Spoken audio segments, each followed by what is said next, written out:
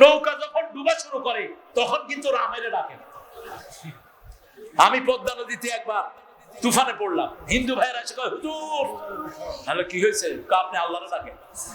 Hello আমি আল্লাহরে ডাকি মানে আল্লাহ কি শুধু আমার নাই? না আমরা তো ভগবান ডাকি, ভগবানে কিচ্ছু করতে পারবে এখন আল্লাহ ডাকবে। হ্যালো কেন কয় ঢেউ উঠছে? হ্যালো আমি আল্লাহরে ডাকলে আপনারা কি করবেন? কয় আমরা আল্লাহরে ডাকু। আরে একটু ডাকেন আল্লাহু আল্লাহু। হ্যালো এইভাবে না, আল্লাহু আকবার আল্লাহু আকবার আশহাদু আল্লা ইলাহা ইল্লাল্লাহ। যত বড় বিপদ হোক আযান দেন, বিপদ ঠেকিয়ে দেন কে? আযান দিলাম, তুফান আস্তে আস্তে ঠান্ডা হতে লাগলো। এই হলো আযানের বরকত। শুধু এখানে না, সারা পৃথিবীতে একই অবস্থা। বিমান বাবলিং করছে, লোকেরা বলছে হেল্প হেল্প হেল্প। স্টুয়ার্ড এসে আমাকে বললো যে sir do something. I said, let's do unanimously. চলো একসাথে করি সবাই। সবাইকে বললাম পড়েন একসাথে, লা ইলাহা ইল্লা আনতা সুবহানাকা ইন্নী কুনতু মিনাজ জালিমিন। মৃত্যু মুখ থেকে আপনাকে ফিরিয়ে দিবেন কে? নূহ আলাইহিস সালাম, ইউনূস আলাইহিস সালাম মাছের পেটে পড়ে যখন মারা যাচ্ছেন সেই সময় দোয়া করেছেন। মাছের পেট থেকে তিনাকে উদ্ধার করে দিয়েছেন কে? সেই আল্লাহ এখনো আছেন না নাই? ফাস্তাজাবনা লাহু ওয়া নাজাইনাহু মিনাল গাম্মি ওয়া কাযালিকা নুনজিল মুমিনিন। সুবহানাল্লাহ জপো মন জপো সুবহানাল্লাহ। জীবন হবে ফুলে ফুলের নূরে উজালা। জপো সুবহানাল্লাহ। ও নাম জপে আদম পেলেন ভুলের মাফি। অগ্নিকুণ্ডে ইব্রাহিমের ও নাম ছিল কাফি। নোহের তরি ও নাম জপে, নোহের তরি ও নাম জপে পার হয় উর্মি মালা।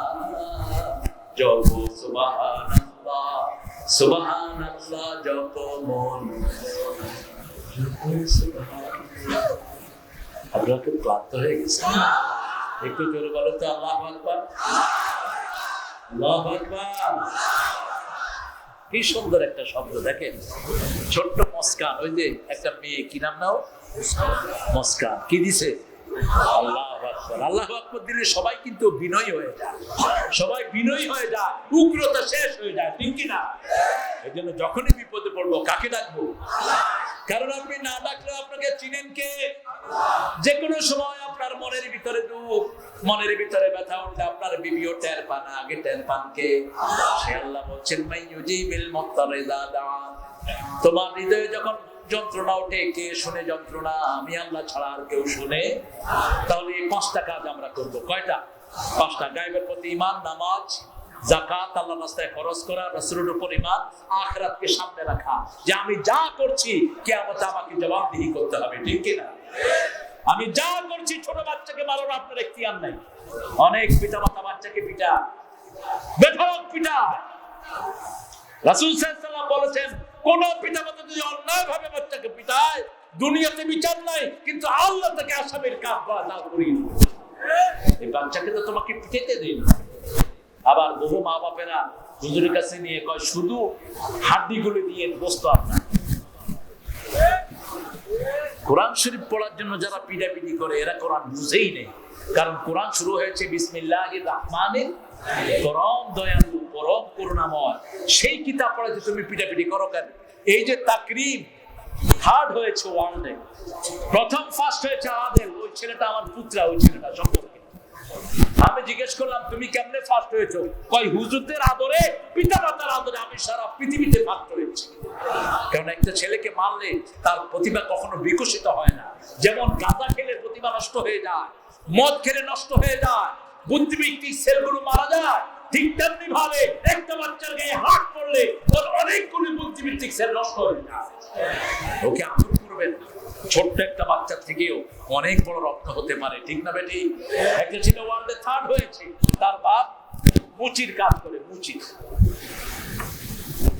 আমাকে জড়িয়ে ধরে কাঁদতেছিল বাচ্চাটা, ওর বাপ হচ্ছে সেলাই করে, সেলাই। হ্যাঁ আপনি কি করেন? হুজুর রাস্তার পাশে বসে সেলাই করি, কাঁদতেছিল। পরে আমরা ব্যবস্থা করে দিয়েছি, সাইদ না থার্ড হয়েছে সারা ওয়ার্ল্ডে, 120টা দেশের ভিতরে থার্ড হয়েছে। সুবহানাল্লাহ। আমাদের ছেলেগুলো এরকম প্রতিভাবান, মেয়েগুলো প্রতিভাবান। আমরা যে সমস্ত মেয়েদের থেকে যৌতুক খান, আপনারা যৌতুক অবশ্য সিরাজগঞ্জে নাই, হ্যাঁ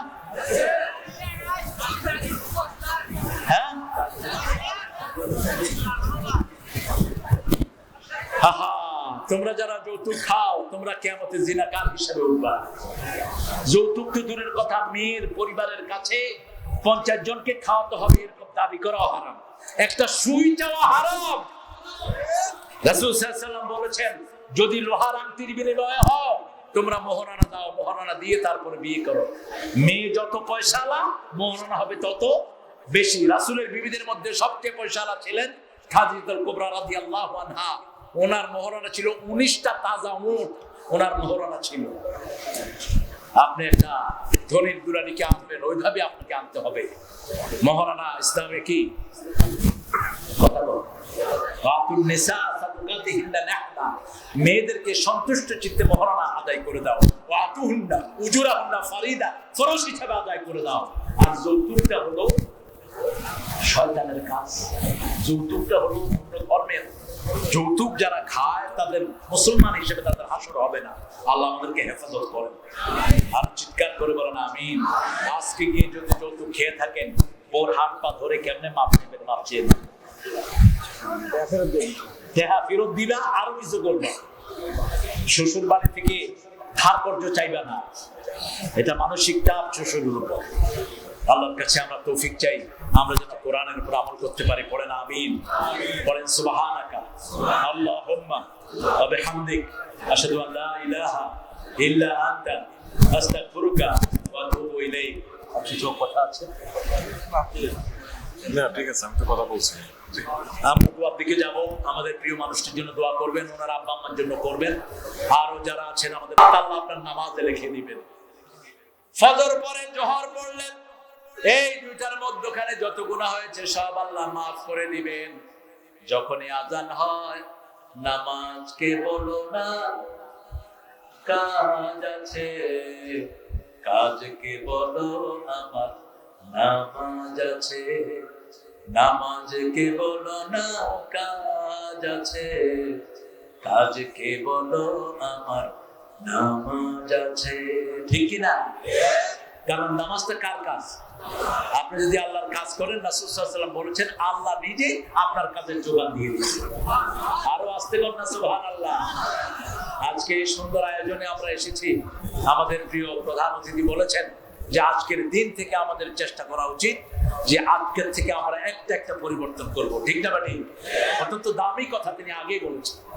আমরা একটা দল, আমরা রাসূলের দল, আমরা কোরআনের দল। ঠিক কিনা? আমার যত ভাই বোন আছেন আমরা সবাইকে আল্লাহ মুখী করব। আমাদের হিন্দু ভাইয়েরা আল্লাহকে মানে কি মানে না? কথা বল না কেন? আপনি দেখবেন